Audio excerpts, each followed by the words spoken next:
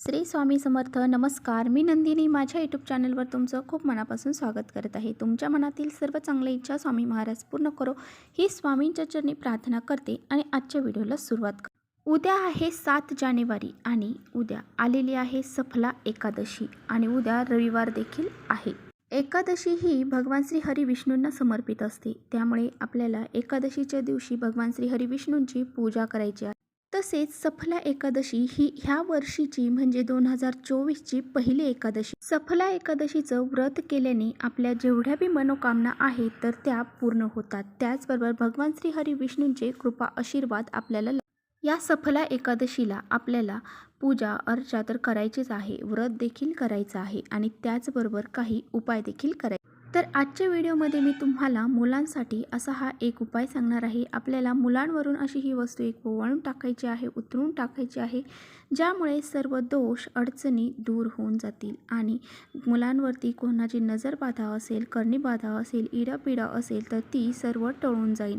त्याचबरोबर अभ्यासामध्ये, नोकरीमध्ये, व्यवसायामध्ये मुलांची खूप सारी प्रगती होईल. त्याचबरोबर मुलांचा चिडचिडेपणा, हट्टीपणा हा देखील कमी होऊन जाईल. त्यासाठीच आजच्या व्हिडिओमध्ये तुम्हाला मी मुलांवरून अशी ही वस्तू टाकायची आहे त्याबद्दलच माहिती देणार आहे. त्यामुळे व्हिडिओ कुठे स्किप न करता शेवटपर्यंत नक्की बघा, जेणेकरून तुमच्यापर्यंत योग्य ती माहिती पोहोचली जाईल. त्याचबरोबर आपल्या चॅनलवरती नवीन असाल तर चॅनलला सबस्क्राईब करा आणि असेच माहितीपूर्ण व्हिडिओ पाहण्यासाठी बेल आयकॉनलाही प्रेस, म्हणजे माझ्या नवीन व्हिडिओंचे नोटिफिकेशन तुम्हाला मिळेल आणि तुम्ही एकही व्हिडिओ मिस करणार नाही. उद्या रविवार आहे आणि उद्या आलेली आहे सफला एकादशी. तर ही एकादशी ह्या वर्षातील पहिली एकादशी आहे. प्रत्येक वर्षी 24 एकादशी येत असतात आणि त्याचबरोबर जर अधिक महिना आला तरच त्या वर्षी फक्त 26 एकादशी येतात. प्रत्येक महिन्यामध्ये 2 एकादशी येत असतात. तर ही एकादशी मार्गशीर्ष महिन्यातील कृष्ण पक्षातील एकादशी आहे. आपल्या मुलांसाठी आपल्याला हा एक उपाय करायचा आहे. आपली मुलं अगदी लहान असतील, लहानांपासून ते मोठ्यांपर्यंत तुम्ही हा उपाय कोणतेही, तुमचे मुलं अगदी 1 महिन्याचे असतील त्यांच्यासाठी सुद्धा तुम्ही हा उपाय करू शकता. कारण 1 महिन्याचे जे मुलं असतात ना, त्यांना आपण ज्या ठिकाणी जातो त्या ठिकाणावरून जर कधी त्या ठिकाणी काही नकारात्मकता असेल, त्या ठिकाणावरून आपण आपल्या घरी आलो की त्यानंतर मुलांना नजर लागली जाते किंवा मग आपल्या घरामध्ये जर एखादी व्यक्ती आली, अनोळखी व्यक्ती आली आणि त्यामुळे सुद्धा लहान बाळांना लगेच नजर लागली जाते आणि त्यांची ती नजर लागल्यामुळे ते खूप चिडचिडेपणा करतात, हट्टीपणा करतात आणि त्यामुळे मग त्यांच्यासाठी सुद्धा तुम्हाला हा एक उपाय करायचा आहे. तुमची मुलं जरी कॉलेजला जात आहेत, खूप मोठी आहेत आणि लग्न झालेली जरी असतील तरीसुद्धा तुम्ही त्यांच्यासाठी हा उपाय करायचा आहे. कारण पहा, मुलं नोकरीमध्ये खूप, व्यवसाय किंवा नोकरी याच्यामध्ये खूप प्रयत्न करत आहेत, परंतु त्यांना नोकरी प्राप्त होत नाही. खूप सारे पदवी धारण केली आहे परंतु त्यांना नोकरी प्राप्त होत नाही. त्यांच्या नोकरीमध्ये भरपूर अडथळे निर्माण होत आहेत. त्यासाठी तुम्ही हा एक उपाय करू शकता. तर पहा, हा जो उपाय आहे तर तो तुम्हाला उद्या सकाळपासून ते संध्याकाळपर्यंत जेव्हा बी वेळ भेटेल तेव्हा तुम्ही हा उपाय करू शकता.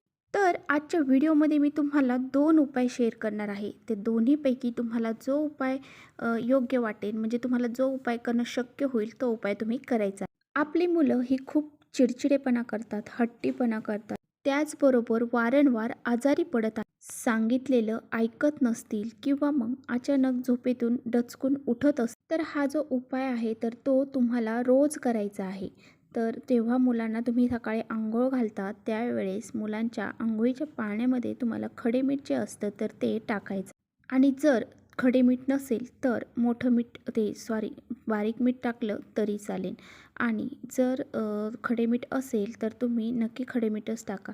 खडे मीठ हे आपल्या घरामध्ये आणून ठेवा, जेणेकरून असे काही उपाय करण्यासाठी ते कामी पडतात. तर काय करायचं, थोडंसं चिमूटभर मीठ त्या अंघोळीच्या पाण्यामध्ये रोज मुलांच्या टाकायचं आहे आणि त्यांना अंघोळ घालायची. ज्या वेळेस तुम्ही अंघोळ घालता मुलांना त्यावेळेस डोक्यावरून अंघोळ जर घातली तर खडे मीठ जेव्हा टाकता तेव्हा डोक्यावरून अंघोळ घालू नका, कारण खडे मिठाने केस हे लवकर खराब होतात.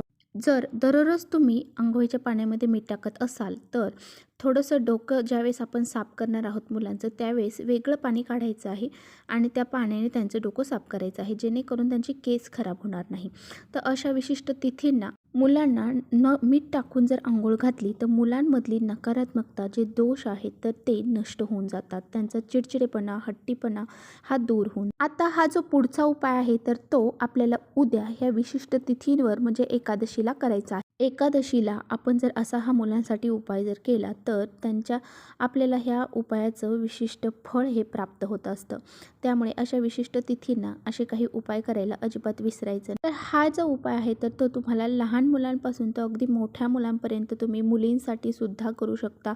मुलं मुली दोघांसाठी सुद्धा हा उपाय तुम्ही करू शकता. तर तुमची मुलं मोठी आहेत आणि नोकरीसाठी प्रयत्न करत आहात. खूप मोठी पदवी धारण केलेली आहे, परंतु खूप सारे प्रयत्न करून देखील त्यांना यश प्राप्त होत नाही आहे. किंवा मग ते काही व्यवसाय करत आहेत त्यामध्ये सुद्धा त्यांना यश प्राप्त होत नाही. किंवा मग तुमची मुलं शाळेत जात आहेत किंवा मग ते खूप सारा अभ्यास करत आहेत, परंतु त्यांना अभ्यास करूनही यश संपादन होत. तर पहा, मुलांमध्ये काही नकारात्मकता असेल, त्यांना कोणी जर दोष लावलेला असेल, नजरबाधा असेल, तर त्यांची अशा वेळेस अशी ही प्रगती होण्यापासून त्यामुळेच पहा, अशा विशिष्ट तिथींना एकादशी, अमावस्या, पौर्णिमा, त्याचबरोबर शनिवार अशा दिवशी मुलांसाठी काही विशिष्ट उपाय करायचे. त्यामुळे मुलांची प्रगती होण्यापासून थांबत नाही. हा उपाय तुम्हाला सकाळपासून ते संध्याकाळपर्यंत कधीही करता येणार. हा उपाय करण्यासाठी तुम्हाला लागणार आहेत लाल 7 मिरच्या. तर ह्या ज्या मिरच्या आपण लाल घेणार आहोत तर त्या देठासोबत घ्यायच्या आहेत. जर तुमच्याकडे लाल मिरच्या नाहीत तर हिरव्या घेतल्या तरी चालेल, परंतु त्या देठाच्या घ्यायच्या. त्यानंतर आपल्याला थोडंसं खडेमीठ लागणार आहे. चिमूटभर अगदी खडेमीठ घ्यायचं आहे. खडेमीठ नसेल तर बारीक मीठ घ्या. तर सांगितल्याप्रमाणे खडेमीठ हे नकारात्मकता दोष दूर करण्यासाठी अत्यंत महत्त्वाचं घटक मानला जातो. तर आता मुलांना एका पाट्यावरती बसवायचं आहे. तर पूर्व पश्चिम आपले तोंड होतील अशा प्रकारे बसायचं आहे. आणि यानंतर आपल्याला ह्या ज्या वस्तू आपण घेतलेल्या आहेत तर त्या मुलांवरून 7 वेळा डोक्यापासून तर पायापर्यंत उतरवून घ्यायच्या. आणि उतरवून घेतल्यानंतर ह्या ज्या वस्तू आहेत तर त्या आपल्याला आपल्या घरातला जो डस्टबिन आहे तर त्या डस्टबिनमध्ये टाकून द्यायच्या.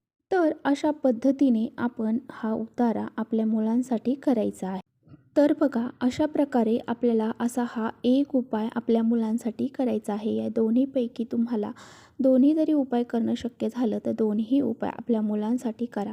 मुलांचे जे काही दोष लागलेले असतील, नकारात्मक शक्ती असतील, त्याचबरोबर शत्रुबाधा, वाईट शक्ती, त्याचबरोबर करणीबाधा या सर्व गोष्टी ज्या आहेत तर त्या नष्ट होऊन जातील आणि मुलांची अभ्यासामध्ये, नोकरीमध्ये खूप सारी प्रगती होईल. तर अशा प्रकारचा हा एक उपाय आपल्याला उद्या आवर्जून करायचा आहे. जर आपल्या घरामध्ये 2 मुलं असतील तर 2 मुलांसाठी वेगवेगळ्या वस्तू घ्यायच्या आहेत आणि त्यांचा सांगितल्याप्रमाणे उपाय करायचा आहे. तर चला, इथेच करते व्हिडिओचा एंड. व्हिडिओ आवडला असेल तर नक्की लाईक करा. चॅनलवर नवीन असाल तर चॅनलला सबस्क्राईब करा. परत भेटूया अशा छानशा व्हिडिओसोबत. तोपर्यंत श्री स्वामी समर्थ.